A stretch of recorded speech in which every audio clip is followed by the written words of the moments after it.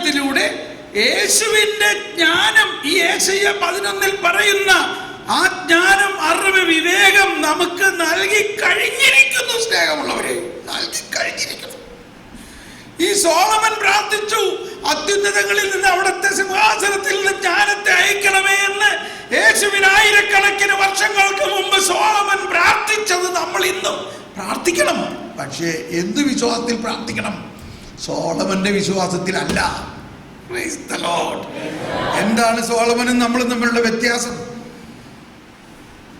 Praise the Lord. അത് ഉച്ചണ്ട് പറയാം, അവിടെ നിൽക്കട്ടെ അല്ലേ?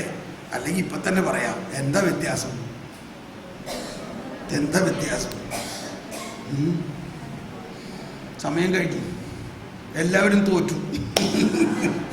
ഈശോ പറഞ്ഞു, ദക്ഷിണദേശത്തെ രാജ്ഞി സോളമന്റെ ജ്ഞാനം അന്വേഷിച്ച് ദൂരദേശത്തു നിന്ന് വന്നു.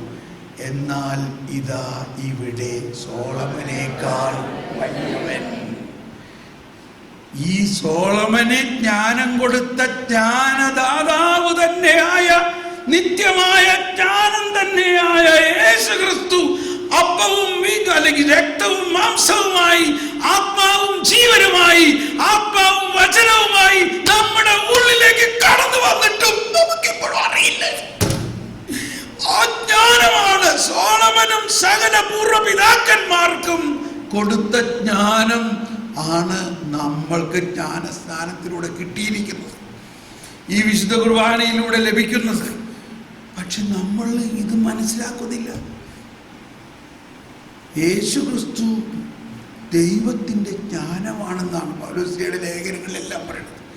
യേശു എന്ന ഒരു ബാലൻ വളർന്നതിൻ്റെ കഥ, യേശുവിൻ്റെ ബാല്യകാലത്തെക്കുറിച്ച് പറഞ്ഞത് ലൂക്ക പറഞ്ഞത് എന്താ?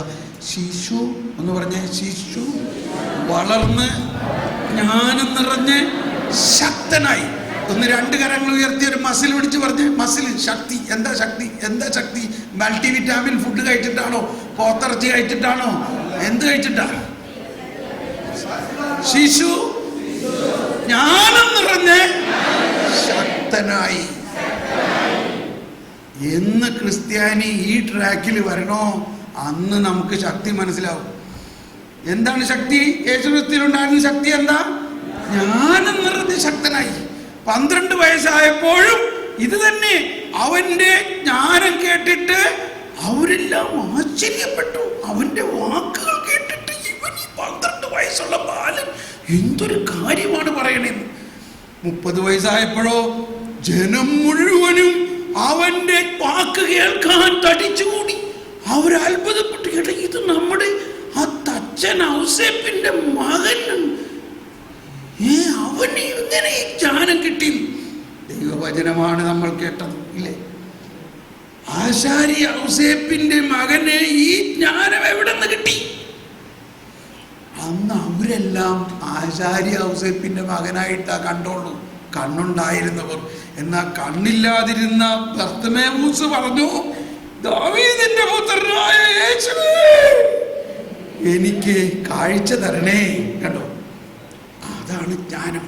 നമുക്കിവിടെ നിർത്താം. നമുക്ക് കുർബാനയിലേക്ക് പ്രവേശിക്കുകയാണ്. വേറൊരു ഇടവേള ഇല്ല. നമുക്കൊരു നിമിഷം കണ്ണടച്ച് ശാന്തമായി ഈ വിശുദ്ധ ബലിയിലൂടെ ഇന്ന് നമ്മൾ ഒരു കാര്യം മാത്രം ചോദിക്കണുള്ളൂ. നമ്മുടെ ഉൾക്കണ്ണുകൾ പ്രകാശിക്കണം.